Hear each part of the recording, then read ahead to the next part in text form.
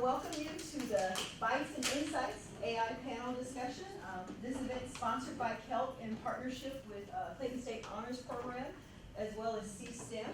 So we're excited to get together and have this conversation with both our Clayton State faculty and our Clayton State students, so we can talk about how artificial intelligence is shaping the landscape of teaching and learning, particularly in higher education. Let me start with this is very open dialogue. This is a very safe space. We want to listen to diverse perspectives and just kind of share curiosity. So just thank you guys up here for being part of the conversation as well. Let me start with some introductions. Let's start with faculty first. Dr. Candice Green. Okay. Candice is a professor of English. She's been teaching at Clayton State for 13 years. She's interested in teaching students the strengths, weaknesses, threats, and opportunities of using AI in writing. Dr. Candice Green. Dr. Joy Hain. Dr. Joy is an associate professor of marketing in the College of Business, teaching digital marketing, social media marketing, and professional selling. She is completing her 7th year at Clayton State after 30 plus years in the industry, focused on financial analysis, entrepreneurship, and financial service sales. Additionally, she is honored to be a Governor's Teaching Fellow for the 2025 cohort, focusing on AI in the classroom. Dr. Glenn. Dr. Christina Grange. Okay. Dr. Grange, psychology focused on children and families. She's been a faculty at Clayton State since 2014, for 10 years or so. As far as AI, she's looking for a balance between using it as a tool for creativity while still promoting risk-taking as students develop, share original thoughts and ideas. Dr. Christine Grange. Dr. Junfeng Q, okay, I just butchered that. All right. Dr. Q is a professor of computer science and information technology at Clayton State. Before joining Clayton State, he'd been working in the University of Georgia and the Georgia Institute of Technology on data-driven knowledge discovery with genome data. Dr. Q's primary research interests are data science, artificial intelligence, knowledge engineering, software security, database, game design and development, and bioinformatics. Okay? He has published many research papers in these fields nationally, internationally, and served on many program committees for national and international conferences. Dr. Q, thank you for being here. Dr. Nguyen, his content area is cybersecurity and AI utilization. Been at Clayton State since 2011. He's a faculty director of the Cyber Technology Lab in the Department of Computer Science and Information Technology, has over a decade of experience conducting research in artificial intelligence and its application. Thank you for being here, Dr. Nguyen. Now let's get our faculty participants. Now, their better half.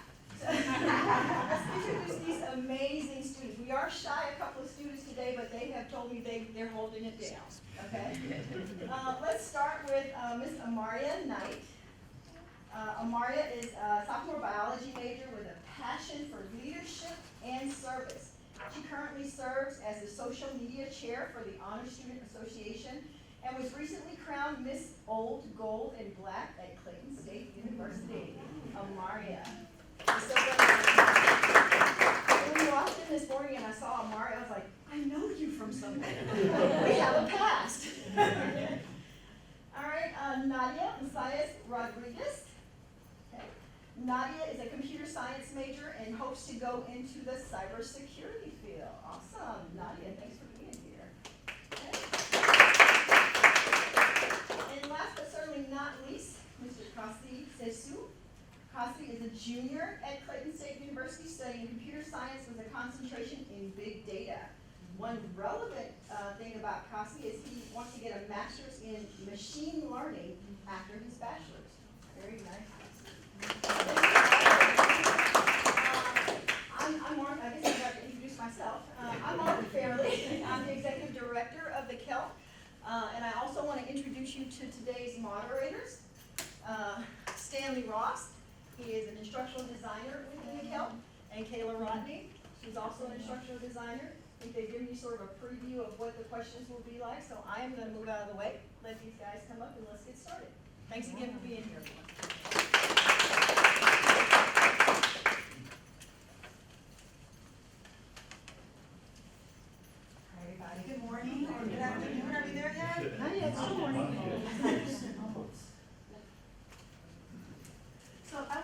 our first question to tackle here.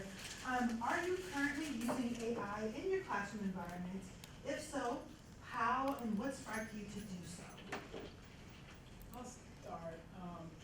I am currently using AI in a professional and technical writing class. It is typically an upperclassman class. I mean, you can be, there usually aren't freshmen in the class. You can be anywhere from a sophomore to a senior. But they basically, they analyze AI with prompt engineering, what types of output they get based on how they, based on how they tell AI what to do. So they do simple instructions, role playing, and then a rec shot engineering that incorporates rhetoric into the bot. And so they analyze that. I don't have any assignments at the moment for my undergraduate courses. And that came about because a year ago, I had never used AI to write. And yet I was having to give students F's on paper because I knew they hadn't written it. They were misrepresenting what they'd done. And I was just curious. So I took the class myself and learned a little more about it, and I feel like it gave me a better perspective. I'm not that I was afraid of it before, but I learned its limitations. But I definitely kind of wanted to meet students where they are. I wanted to have the chance to work with it myself. I think as faculty, we just we can't be expected to kind of go where we haven't gone. And I wanted to have that insight myself, so that helped. Okay, great. Does anyone else want to add to that? Because I think there was a lot of information, especially about using the prompt writing to see what they get. What else have y'all in the classrooms? Yes.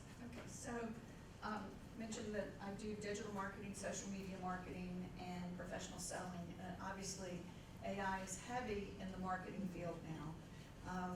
So from a digital marketing perspective, if you don't have a background in artificial intelligence, you will not be successful in the industry.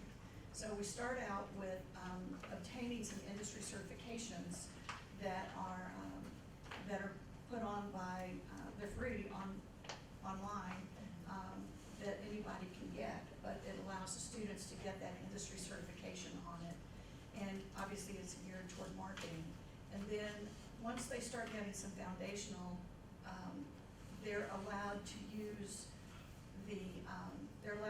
AI in support of some of their answers on different assignments. And as long as they validate it, they have to validate it and document it. But then as they get further into the classes, so digital marketing, social media is actually a concentration, and it's a 3-course series, and they build on each other.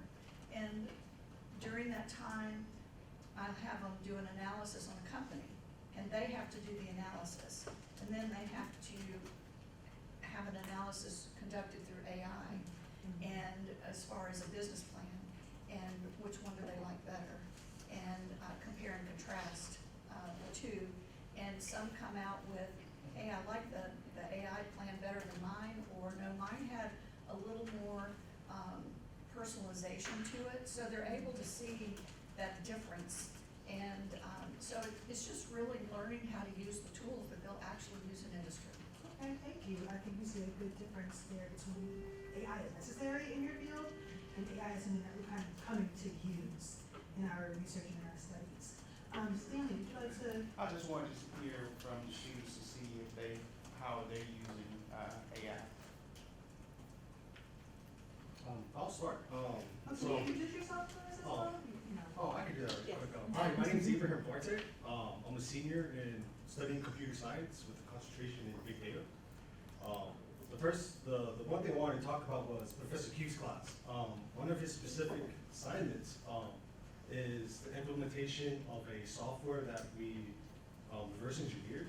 And so throughout the entire semester, our project was to design with like class diagrams and use case diagrams, a program, and our final step is to actually implement our design.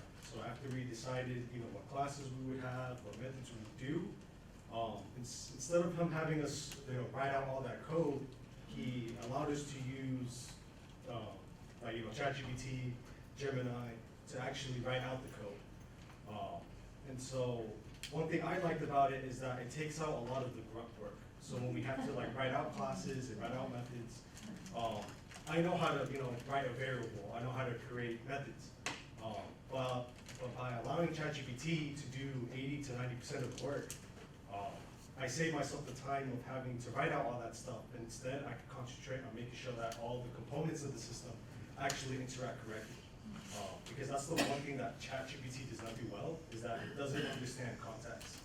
And so with the system design, I know if I try to make it do everything, I'm spending more time fixing ChatGPT's errors than actually, having ChatGPT write out the skeleton for me and actually writing out how each method call would interact with another class or what things it needs to return. And so as a senior, I believe that ChatGPT is really good at doing a lot of the grunt work for me. And so it allows me to more focus on, the stuff that makes coding hard, which is how the system interacts with each other. Can I ask you a follow-up there? Yeah. You're a senior. Do you feel as though as a freshman, it would have been as beneficial to you when you don't know how to do those things yourself first, but now you do know how to do them, so it makes it less of a, it makes it more of a supplement versus something that's kind of preventing you from learning the skill at the onset? So, I thought about this question coming to this panel, and I think that question isn't necessarily something one person can answer, just because everyone learns very differently. Like for me, for example, I like to look at examples of, if I was learning how to write variables, I would like to look at examples of how other people are doing it. Look at examples of edge cases where it's not as simple as I think it would be.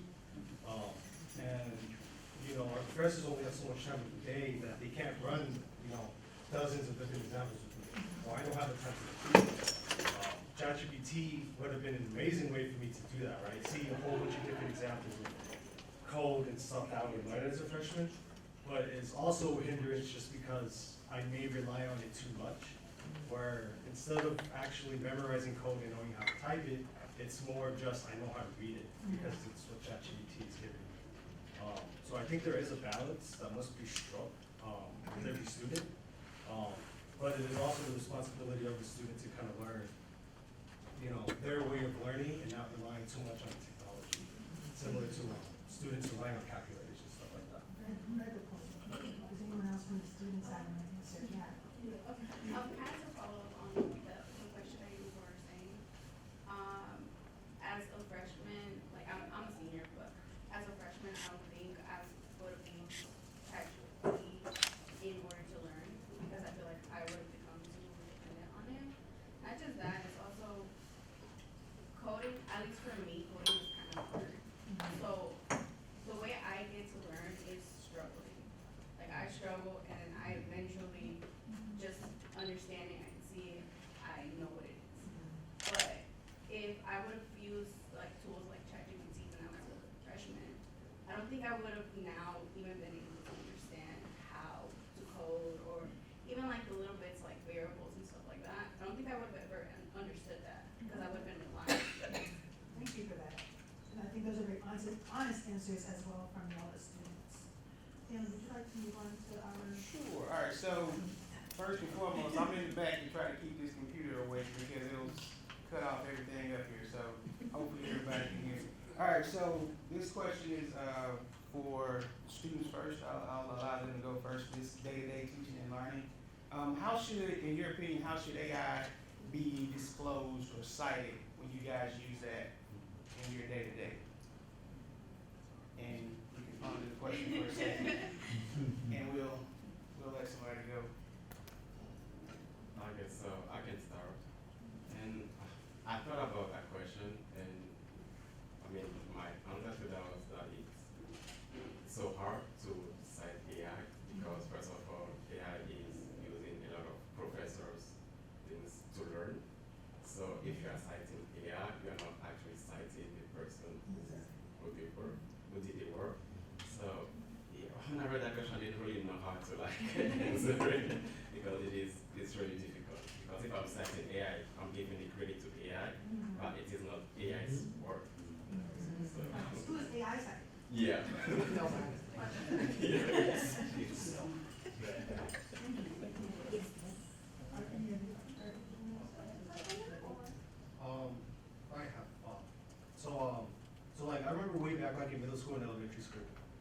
one source that I wasn't allowed to use was Wikipedia. Yes. Because, you know, it's citing other sources. Now it's become a little bit more acceptable since it's like moderated. But I feel like ChatGPT is the same way, where you shouldn't be, like when you have to cite your sources for work and stuff, it's not only ChatGPT that you should be citing anyway. You should be looking at outside sources and double checking its work. But I think what I have had to done before, and it's in some of my syllabuses, specifically for my internship class, is that if I use ChatGPT, I have to submit the prompt that I gave it and like what it gives me, which I think is really good, a good way of citing it, because then if the professor isn't happy with like, you know, the information I'm inputting based on what ChatGPT is giving me, he can tell me the weaknesses in the prompt and, you know, cite me, you know, direct me to, you know, find better things to do. I just think it's a good tool for making sure that you're critically thinking and not just relying on the tool. But I do believe there is a way to cite it. It's just, you know, I believe that's better brains than mine. Faculty members, do you guys have any sort of insight on how it should be disclosed or cited as you use AI or as students use AI for assignments in your course? Well, for the assignment that I give, they do have to show me their prompts. They have to present that, so they turn that in with the product at the end. And I just think this is a key point, transparency in using AI. Even the book that was used in the class that I took on AI was Ethan Mullick's Co-Intelligence. And the thing is, in higher ed, we'll say, even in the book, he used AI to help him write it, but he was transparent about that. And I have a colleague at Kennesaw who, she works with students, and they present a lot of research, and they tell you that this is how we use AI in this research. The problem that we're having, particularly in the English department, freshmen and in first year writing, because every student has to take 1101, right, and 1102, they are not transparent in how they use it at all. And so it's a problem. It's problematic. Also, if you're in the English department, can you feel us reviewing their prompts and making them write better prompts, or making them like more efficient prompts? Is it part of the writing process of learning how to write? Or do you think that that's kind of still steering them off from learning how to put together a good paper? We focus on process in English, so it's not the product that is what we're so concerned with. Faculty in the English department who teach first year writing, we want to see drafts. We want to see how your idea moved from the brainstorming period, how you revise, how you edit it. And a student said, I don't know your name with the pinkish, you said the struggle. I mean, we went into English because we like language, we like words. Like my undergraduate degree is in Spanish, and I still have to struggle with that language. And we want students to struggle through. That is okay. So that, I don't think it's appropriate even in the first year writing classroom, because we want them to have the experience of struggling through, not just with the language, but also with the idea. Now, a lot of you all are, you're the only person I believe up here in the humanities. You're right. You're a psychologist. You're a psychologist. We have two humanities, and everybody else seems to be STEM and other and business. So there's a huge difference. There's a huge difference in how AI is approached between the two fields, the two areas. So can our STEM professors, or STEM and business, would you all let us know how you all incorporate or approach the AI in your classrooms and how you're having to cite it? Because I think some of you are using it as that. I can quickly share, depending on the assignment.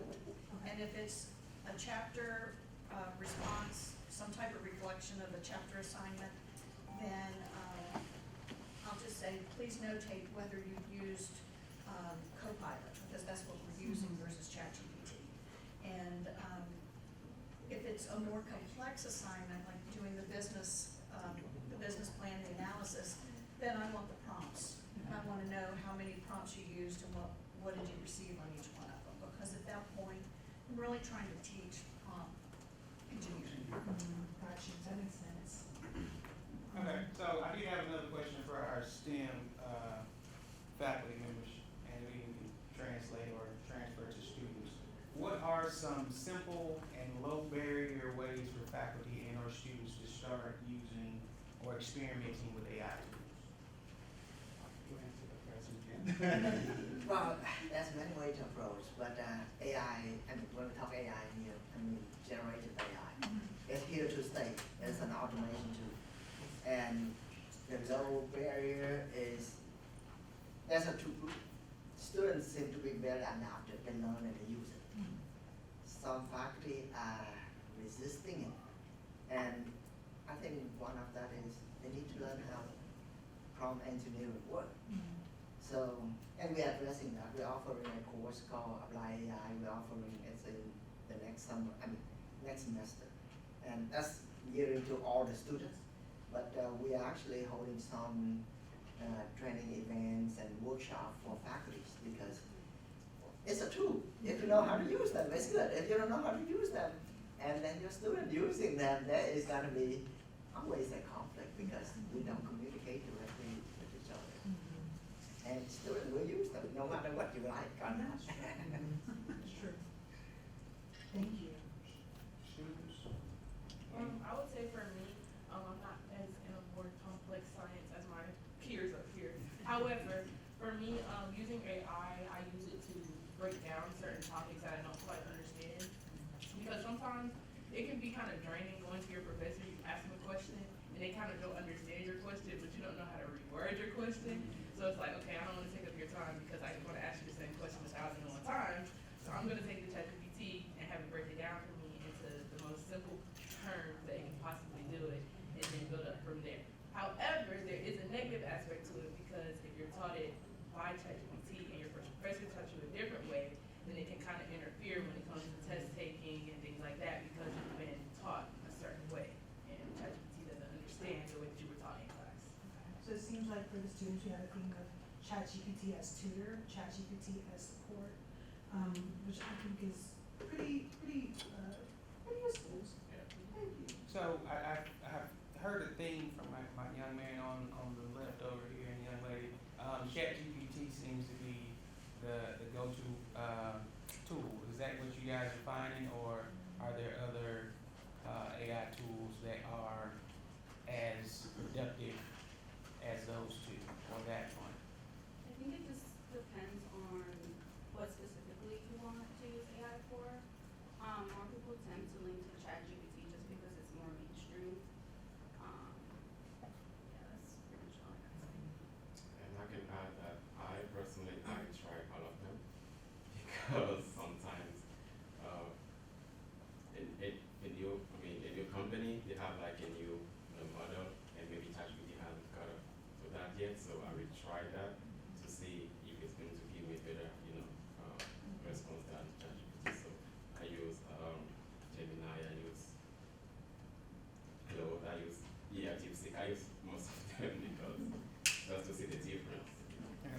And just to piggyback off of what he said, they will give you a different output because they do come from a different large language learning model that provides different things. There are some scholarly things that are attached to Claude that you may not get in Chat or Copilot. But if you don't know, the university allows us to use Copilot here. So if everybody doesn't know that, and that's that. You can log in through it, more apps in your online portal, and you'll find Copilot. But we'll transition to our next topic. Thank you for that reminder, Stanley. So we're talking about how we are using it collaboratively, how we're using it to support our learning. What further actions and how the university can support you in making this easier transition for both professors and students. So what further actions or conversations support needs to happen to ethically incorporate AI into the classroom environment? Yes, ma'am. Well, just as we're talking, I'm thinking about it as like a developmental process. So for me, it's been helpful to not think of it as like adopting it or not adopting it, or it's good or it's bad, but what's like a developmental experience. And so I'm in psychology, which I don't think of it as mandating AI at this point, but I'm thoughtful about how our students are learning and wanting them to continue to be critical users of technology. So I think it's great that you guys maybe offer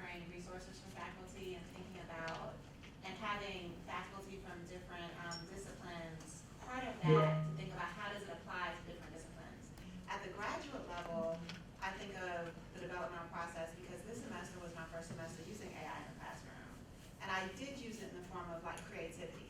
So if the students are creating an opportunity to connect with clients, in my case, I support students in being clinicians, sharing therapeutic services in the community. So how do they connect with clients, right? And so I asked them to come up with an activity, but then that's not evidence-based, that's just rapport building. And then go to AI to support their creativity. So how can you use AI to enhance the ideas that you already have, and maybe even to enhance the ideas that have been generated maybe from scholars 10 years ago? Because students say things like, well, is this new? Is this fresh? And so I struggle with the balance of how we have these ideas of flexibility and fidelity. So doing something the way it's designed to be done, and then enhancing it with your own skills and your ideas. And so I think AI is good for that in our class and what we're doing with teaching clinical skills. But in terms of them using AI, kind of like when we don't know they're using AI, this was the first time that I gave them this semester, I gave them an assignment, and I supported them in thinking, I didn't mention AI, but after I got the assignment back, I saw some consistencies across the responses. And I think as a faculty member, it's very important for me at least to not be defensive, to not be too attached to my idea of how something should be, and so to also, in doing that, be flexible. So what I did was I gave them a little survey and asked, have you ever used AI? Which AI platforms do you use? Have you used AI for this assignment? And did you use AI for this specific piece? And then ended it with a conversation about AI. Because I want them to know that I recognize they may have used it. I'm curious about how and why they used it. And their feedback helps me think about how I adapt that assignment for next year, understanding that they may be using it. I want them to be able to use AI in different domains of their life, so when we get feedback about the different ways we can use AI as faculty, I'm curious about it being to support their personal development, like making their personal life more efficient, like planning a trip or thinking about their career, supporting their professional development, like please use AI to rewrite your emails. Because sometimes the emails aren't always, and it's an opportunity, like I want you to use AI, because I'm not teaching you necessarily how to write these emails. So in terms of their professional development, these are ways that they can easily use AI. And then as far as their academic development, I recognize that myself as a faculty member, especially teaching them how to do clinical work, I want them to think about how to use AI kind of in the background, like to work more efficiently, so they can have that space to be more interpersonally available for their clients and for the community, which right now isn't something AI can do. So I want to kind of help them realize you have unique skills in this area in terms of interpersonal intelligence that I feel good in saying that AI can't replicate that, but using AI to help you organize, help you to learn about how maybe to develop a practice in those ways, I think is a great, resource. But also let them know that clinical practice in the community is also beginning to use AI a little bit more. So when we have faculty support around AI, I love the idea of us being reminded to think about the student kind of holistically, their personal development, their professional development, and their academic development. And I look forward to that. Okay, thank you. So I would like to also transition the question to our students. How do you guys feel or think that faculty could use AI to support, one, your education, and two, providing support for you with harder or more difficult lessons in your studies?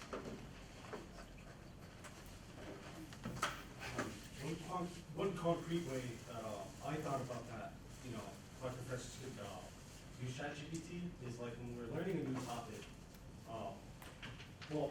Let me preface this to say that I don't think it would work well for more like higher level classes where you're digging deeper into like smaller areas of topics.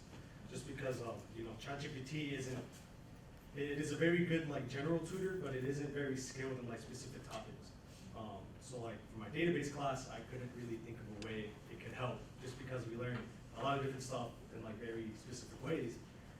But it would be very useful in more the undergrad when we are starting to learn the process of how to think about how we want to write code and read code, where the professor can have ChatGPT generate code based on the topic, and have the professor in real time, see how he reads through this code, how he, attempts to understand what the AI is giving him, so that we as students can see firsthand how a professional goes through this.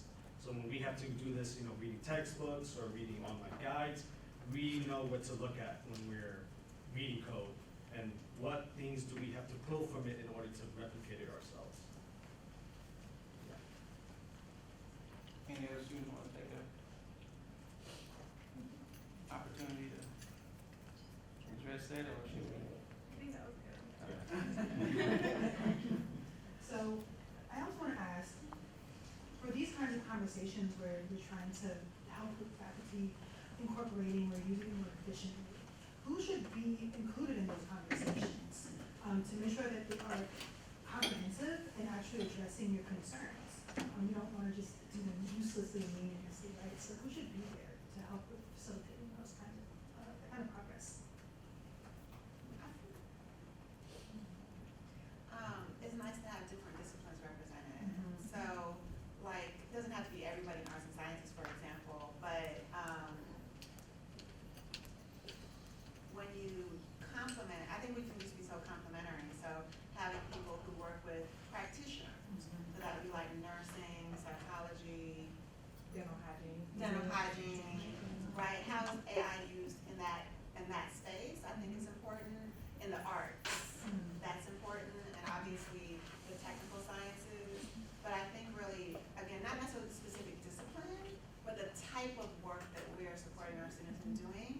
Having somebody who represents that type of work at the table, I think is important, so that we can grow together. Okay. Thank you. Yes. Okay, I think generally this is very broad question, very broad. A couple of things arising in the AI already being used everywhere.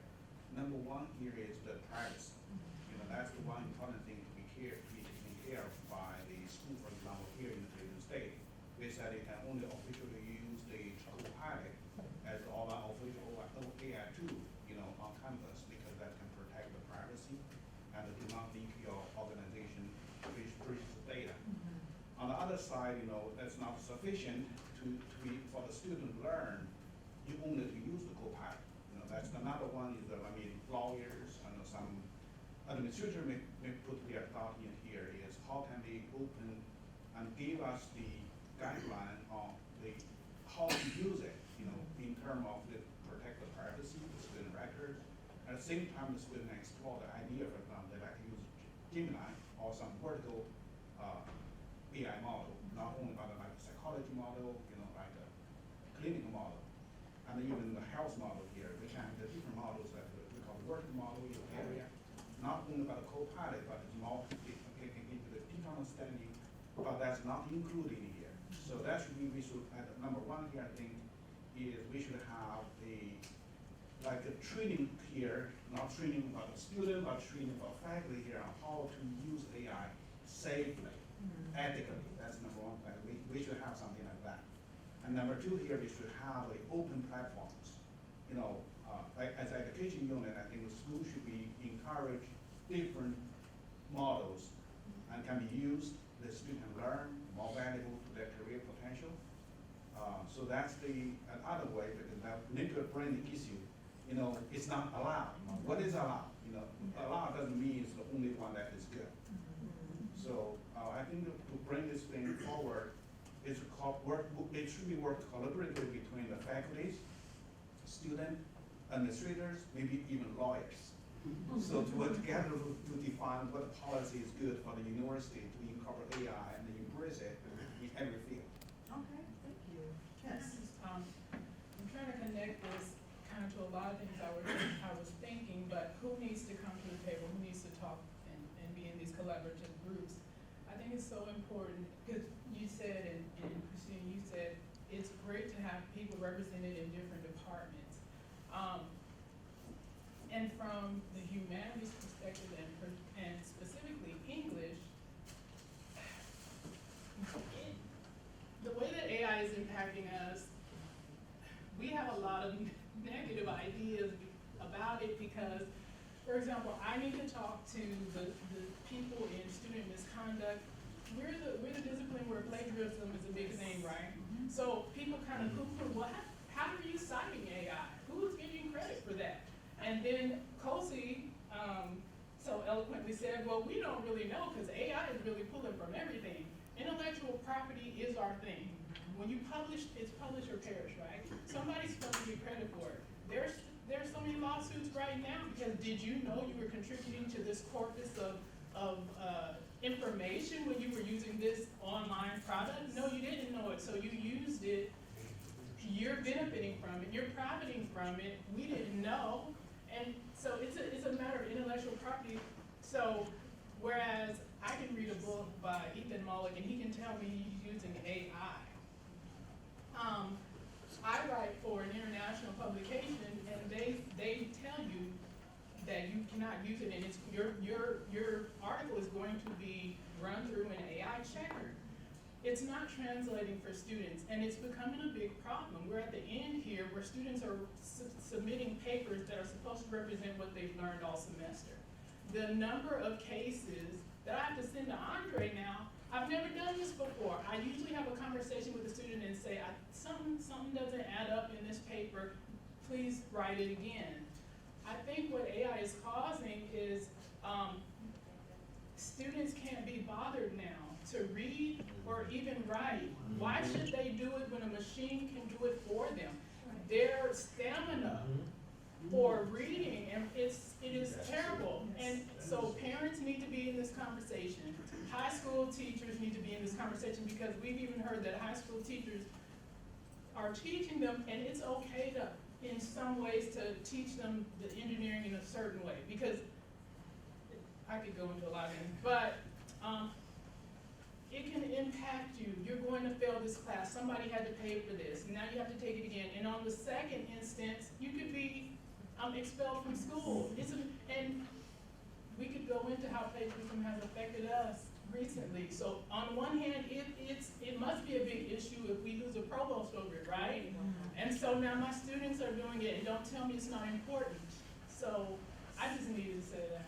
That's a very good point. I also am humanities while I'm studying for the designer, right? I deal with a lot of the same concerns.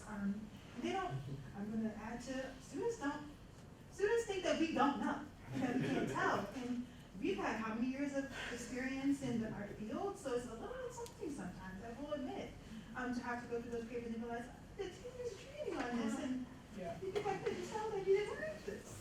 But yes, it's a huge concern, and it goes back to your point, Chrissy, of critical thinking, because are we teaching them how to still critically and creatively think, especially as it pertains to humanities, which is a huge concern as we are getting into the workforce. So thank you for bringing that up. My last little set of questions for this topic, how do you believe CSU can facilitate that? I think that's something you already touched on it. And what does that facilitation ideally look like? This is a great start. I know this is the second one of the school year. There was one in December. I know I'm also putting together workshops in our writer studio to teach students critical language awareness, just so that they're better equipped to, let's compare human writing to AI writing. Like you said, you think we can't tell? We've been studying this forever, you know? And what's the rhetorical situation around it? That's what we try to teach, but it's becoming an uphill battle. Yes, thank you so much, yes. I just want to acknowledge something that's going on in the College of Business, and Dr. Reza Karantish is heading it, where we have at every faculty meeting an update on AI, or here's a new tool, or whatever, as one of our department chairs, and just working with every faculty member. And when we collectively get together to share, here's a tool, here's something to think about. So it can be grassroots at a college, or it can be university-wide, and I think they all have to play together, and I agree with you, this is a great first step too, so. Thank you. For our students, do you have any thoughts on how that should be done within our university?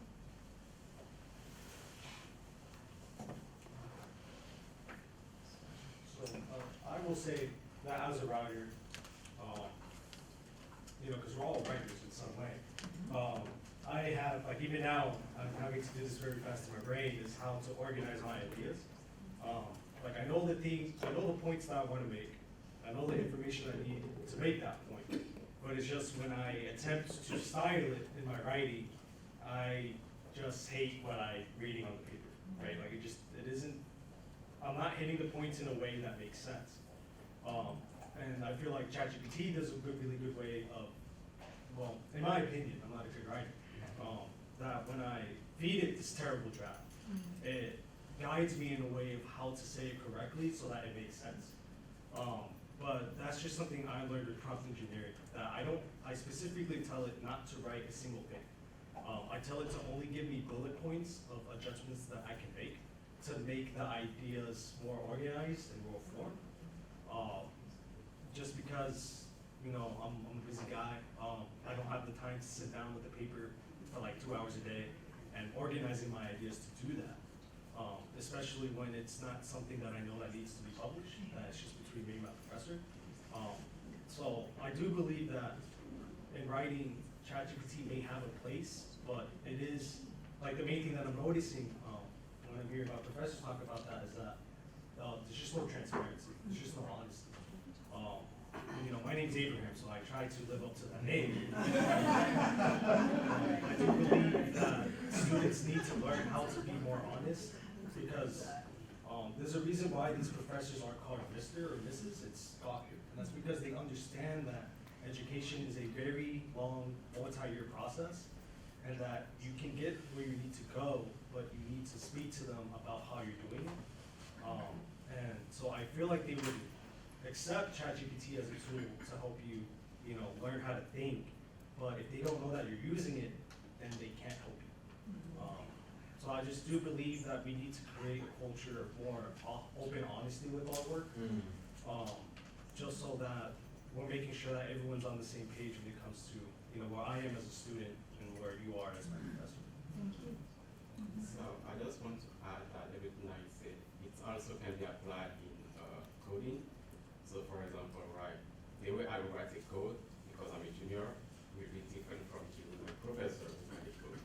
So if I solve a problem in a way, you know, and ask ChatGPT, how can we have solve this better? So it's going to be in a different ways. Then I can ask, okay, so what is this way going to tell me, okay, this is like a really algorithm? I say, oh, tell me more about the algorithm. I didn't know that. So this is how I use it. You know, so I just want to have that. Yes, you can use it to, you know, reshape your writing, or you can also use it to, you know, rewrite your code and then run more weight, so, you know, works better code. Thank you. I just had a follow-up question, and this is for the people that code. Did you have to cite your code? You don't have to cite your code, you do have to document like what your code is doing. Okay. Okay. So, all right, as we transition to the next group of questions here, we're going to talk about some of the benefits and challenges of AI, your usage of it. So, the question is, and I'll just leave it open to faculty or student, whoever wants to answer first, but as you use AI, what is a surprising benefit or unintended consequence that you have found as you use and explore AI tools? Kind of like what Amario was saying earlier, I use AI a lot to help me study, like specifically stuff that I don't, like I have a hard time understanding from professors. Like for instance, today I was studying something about LR parsing, and my professor does it a specific way, and I put it like in AI to help me understand it, and it was completely different from what my professor was teaching. And I was like, oh, it just made me like more confused than I like already was. So yeah, I guess that would be like a consequence.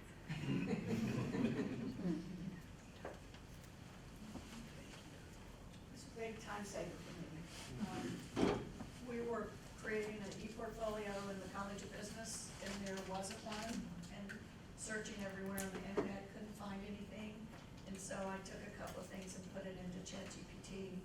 before we had Copilot as the piece, so, it probably saved me 10 hours. Because I could say, create this, and then merge, rank it 1 to 5, give descriptions of each. In 30, 45 minutes, I had a rubric that has been shared with a number of people, both in the university and outside, and there's no negative feedback about it. And in, less than an hour, it was incredible. So, yeah, that was a benefit. Stu? I am a terrible artist, and I have to make flyers. So I use ChatGPT, and it looks decent to me. But I mean, well, because that's where the supplements come in. I know what ChatGPT or Copilot or Gemini, what they can do, what they cannot do. But most of the users don't.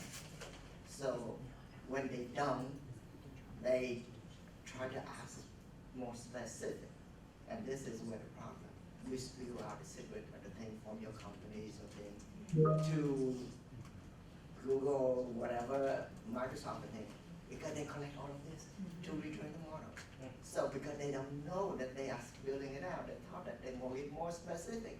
They get better answer. They don't, because they fall into that black hole. So that's something, that's why we try to address the public, that you have to know what it can do, what it cannot. If you don't, you just go brute force at it, that's more negative than it helps you. But in terms of, obviously, I teach computer science courses, I teach students how to program. And students nowadays, a lot of them give me the code when I first look, I know it's generated by computer. But I can't just tell that this is generated by computer. It become a big challenge that I have to show them, I have to prove to them that I have to run AI generated detection. It's a lot more to, because they say, oh my God, look, right?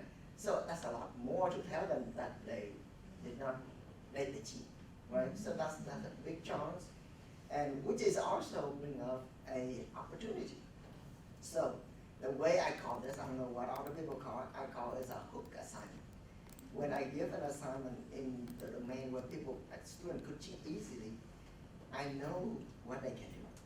So the question is, the specific part is on the context that we cover in the textbook or the material covered in the class. So in order to give the prompt to ChatGPT thing to generate the answer, they have to read and resize that in a specific way for that to generate. It's in turn force them to learn, right? Even though the result is generated, but they have to know how to cite that, right? Recite that and make it in a way that the tool can do that for you.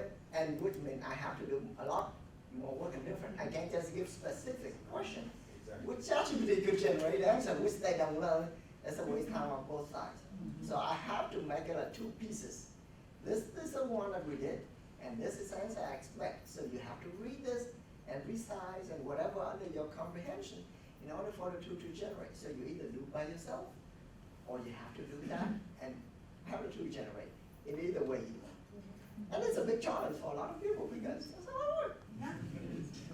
All right, I have experience to experience something like the student has no AI tool, and the student has the AI tool to achieve something, especially in my class. I taught game class 15 years ago, in the game design and game development with computer. So our computer science folks basically are not good artists, are not good game line writer, basically, okay? So in my assignments before is basically they need to build their character based upon the narration I gave, all right? And also I have the design there to diagram to sketch the character from the description that being given and develop the game, the storyline, the character growth, personality, and so on. In the beginning, no AI time, the students struggle on writing that line. Okay, I know how struggling you guys are. And even because they are not artists, they cannot draw. They cannot picture or draw, build the character model directly, except they're talented enough. 2 years ago, we started to use AI in the class. And then guess what? Everything's so smooth. So that's the benefit, they can learn, they can, overcome, there's something they are incapable to do, and learn quick with tools. But I think reference is very important. That's another one, just to say, help AI or something somewhere, because behind the AI is the IP being used, like I just mentioned. And you have to cite it in a way, say, this is content being built by AI, or this is storyline has been helped with by AI and modified by somebody, so by the author or something, so then they can give the credit to the potential contributor to the AI, raw AI. Thank you. Yes. So I can add one more thing. One more benefit to me is it has been active learning. So most of the time, for example, she mentioned error parsing is something that I'm supposed to be taking in my upper level classes. Because I'm working on a project and I came across it, I use AI to teach me how to do it. So even though I haven't taken the class yet, I know about it. Someone was telling me about it. Yeah, I know how to do this. Alright, so this is just one benefit to me, active learning. Thank you. I got one more, but I did have a follow-up in terms of benefits and challenges. One thing that I have noted in my usage of AI is that it will lie to you. It smile in your face when it does. So be careful that it will do whatever it takes to give you an answer, whether it's a made-up answer, whether it's just it created itself. Because I've had instances where it will merge the first name of one person and the last name of another person, then give you a citation for something that does not exist. Yes. It will give you the title, article, the journal, all that does not exist. So, but one benefit it does, it also helps streamline your processes. If you are writing, it give you an outline. If you are planning the trip, so there are some benefits for it and some challenges. But just be mindful that what you get from it may not be factual, and depending on what model you use, the information is only current up until a certain date. Exactly. So some are 2021, some are 2023, some are current. Gemini, I think, quote unquote, does have an option where it will search Google searches, but it does not have a database beyond a certain point in time. So, because I just recently asked about the Pope, and it didn't know the Pope died. So, its information is limited to a certain point.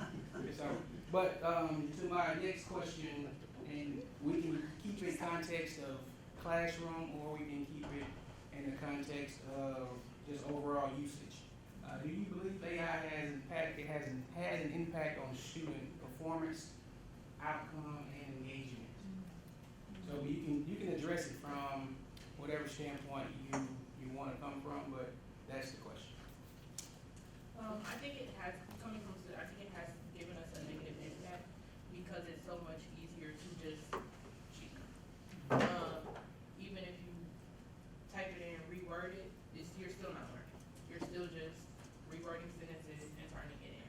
So I think it has created a negative impact on us. It has caused bad relationships with professors because you turn an assignment in, you cheated on it, now you don't have that good relationship to build moving forward.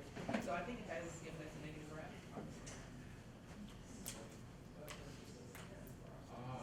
I think, it depends on the users, right? So, for example, if we are used to cheat, because students have been cheating before So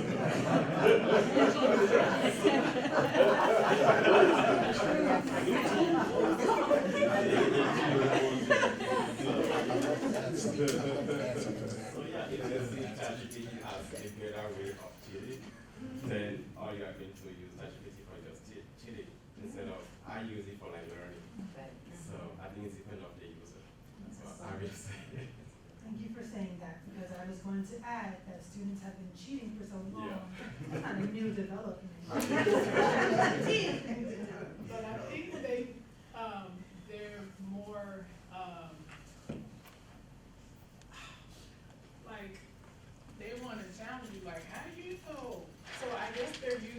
like the human versus AI checkers, like phrasely.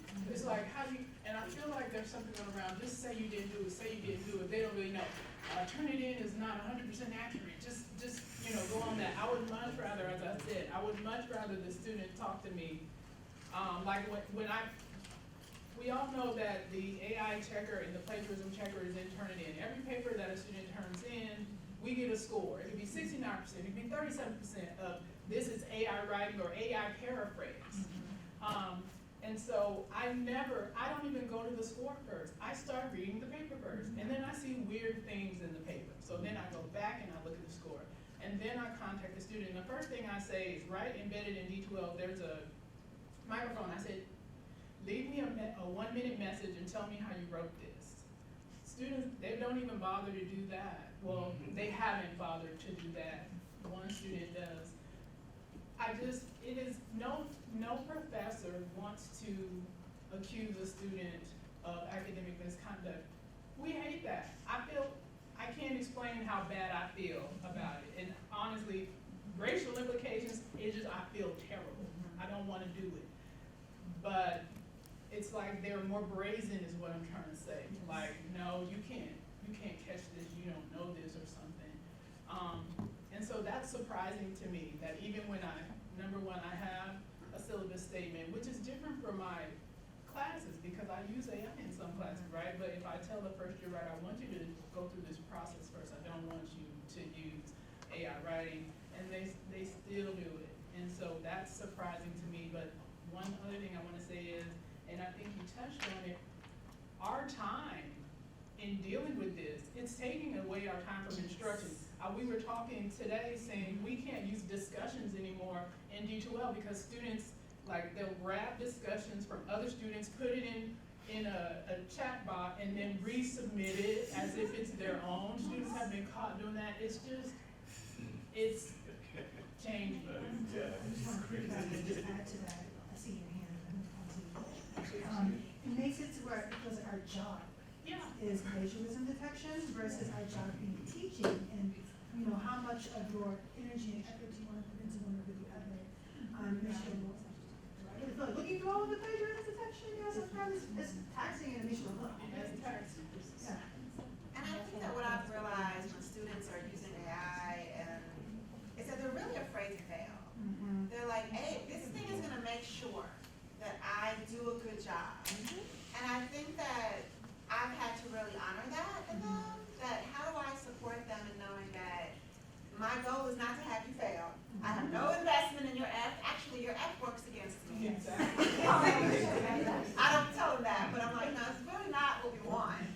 But help them manage the anxiety they have around what success looks like and try anyway.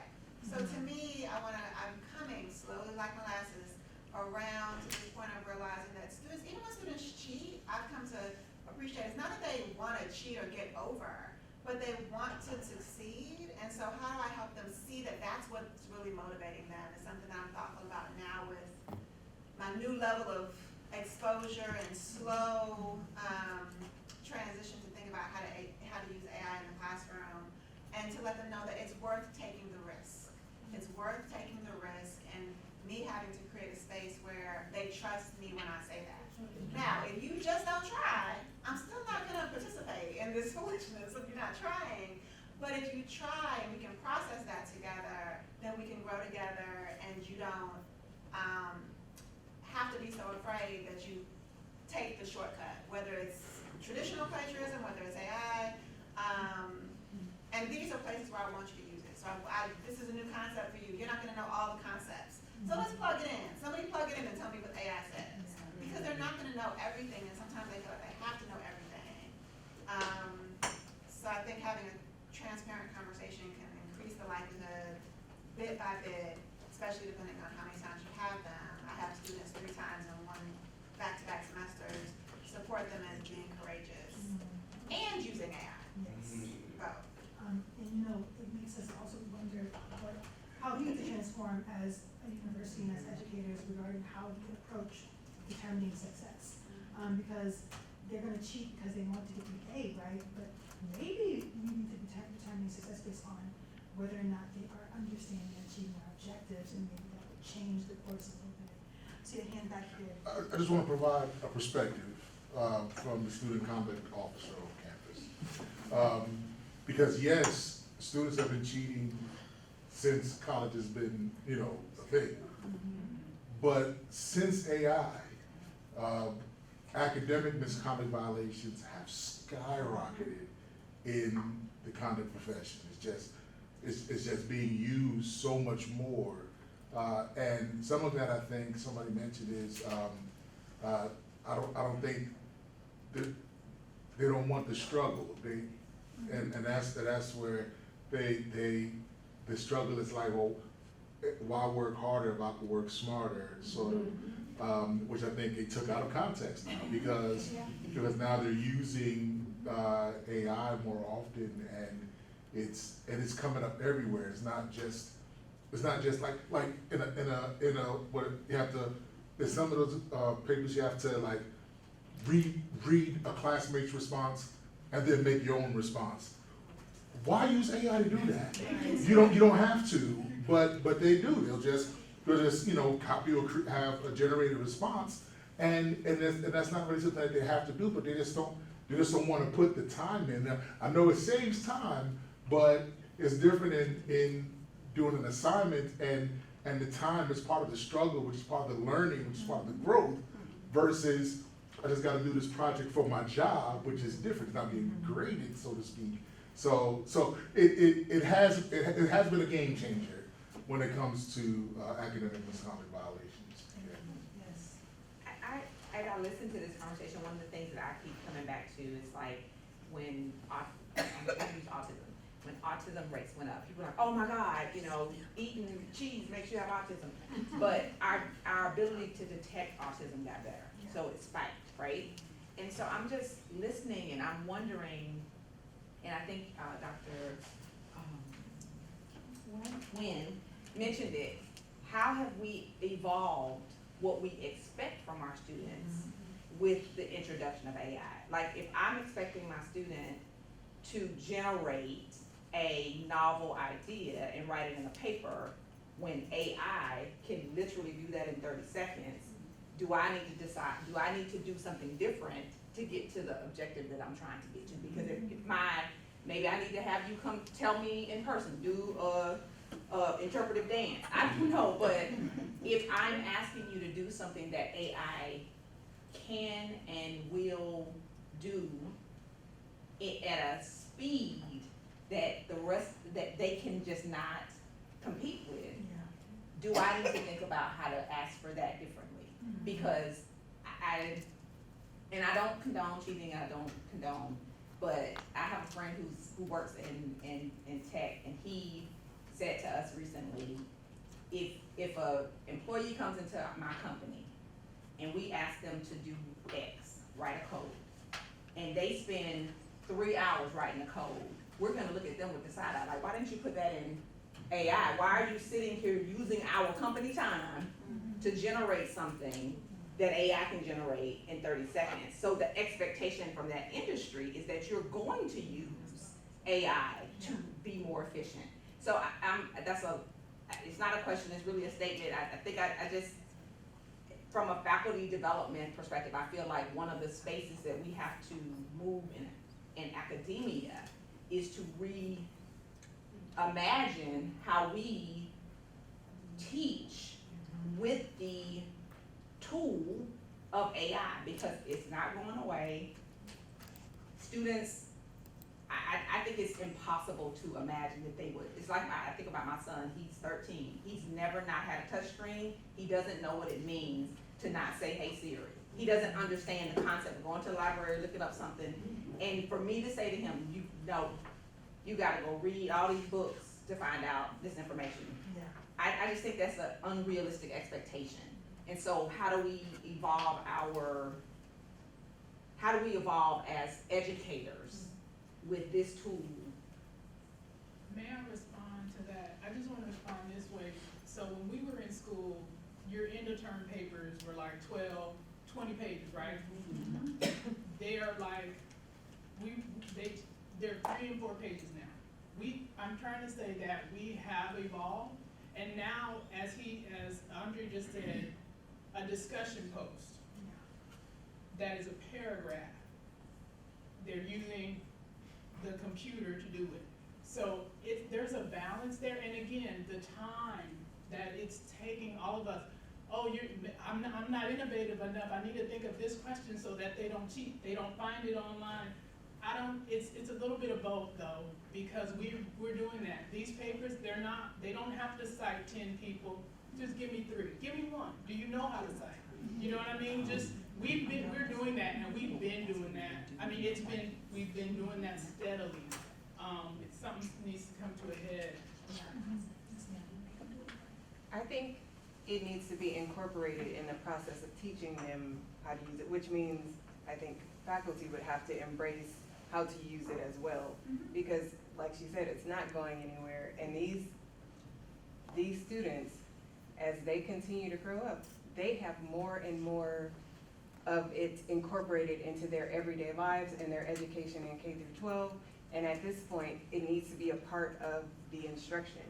They need to be taught first year writing, this is how you can use it to brainstorm. This is how you can use it to organize your thoughts. This is how you can use it. And in the classroom, when they're taught that, but you cannot use it to actually write your paper.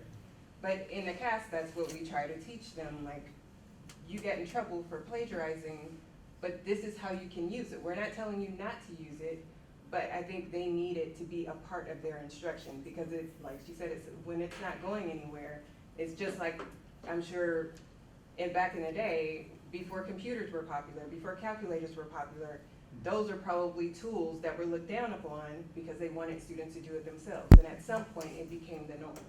And I think it's the same with AI. I think that's a great point. I struggle with this a bit, but to me it comes down to a level of personal accountability, of honesty and ethics. That we're asking students to use a tool that they have to have, but at the same time, the bumpers aren't in place, and I'm not even sure it's possible to put the bumpers in place because it's an external tool. But yet, it comes down to an honesty behavior.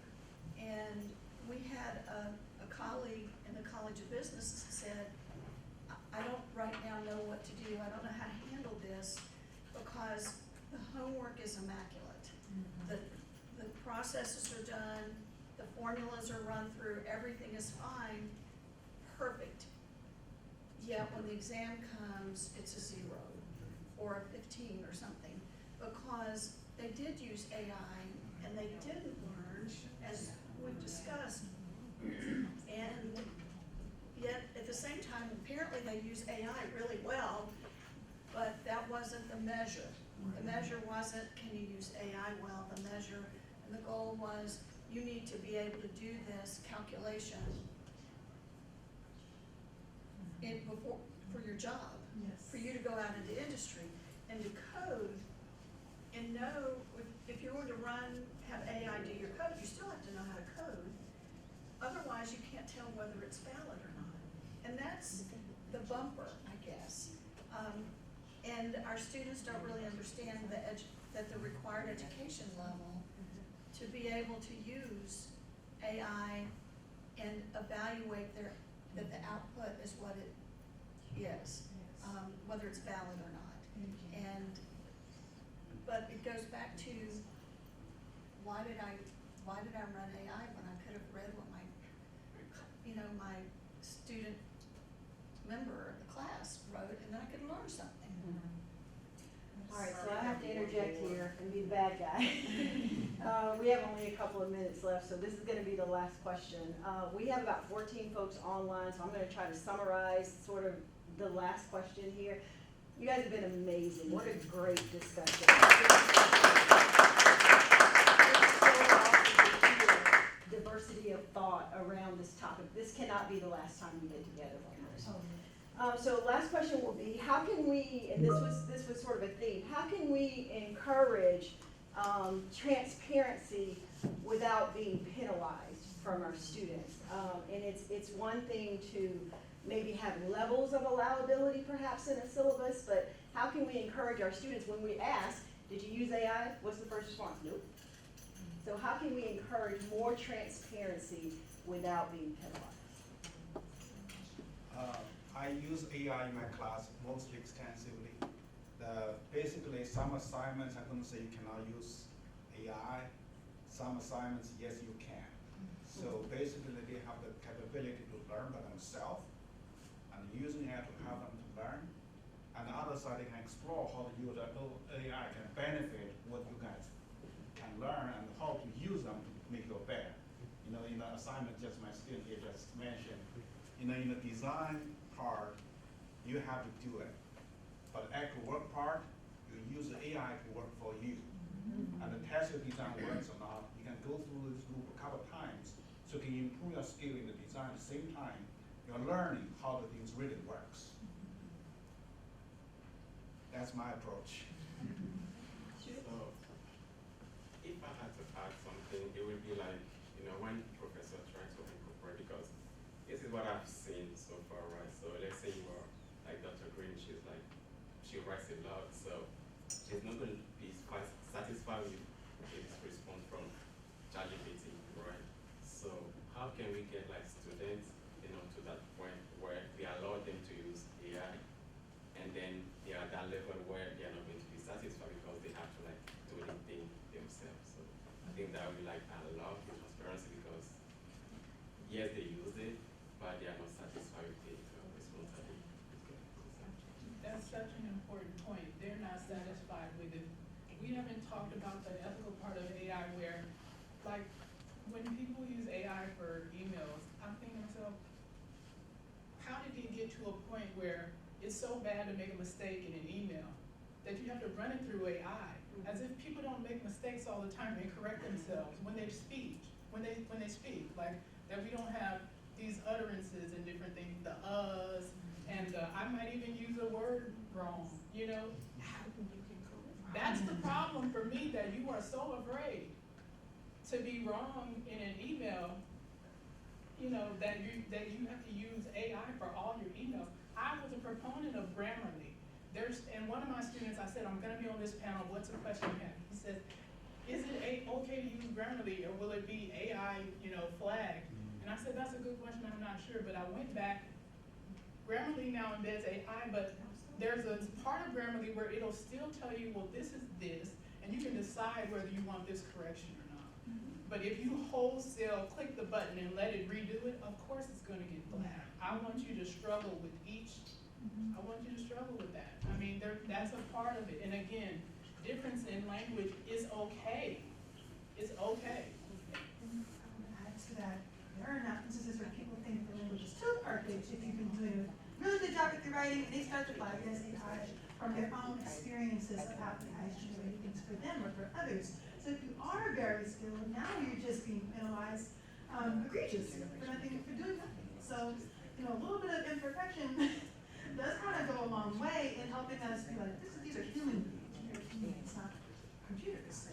All right, so we're at time for today. I want to thank everybody that participated. I want to thank everybody that joined us online and in the room. But it would not be fair if I didn't give you instructions designed to get fit. You can use Copilot, ChatGPT, or any of those AIs to create self-assessments for your students online. That is beneficial to their support and their learning and their growth. And I'll end with there is struggle, growth and struggle. So keep struggling, keep growing, keep getting better at your job, as a student, at your code, the whole 9 yards. So thank you all for coming out.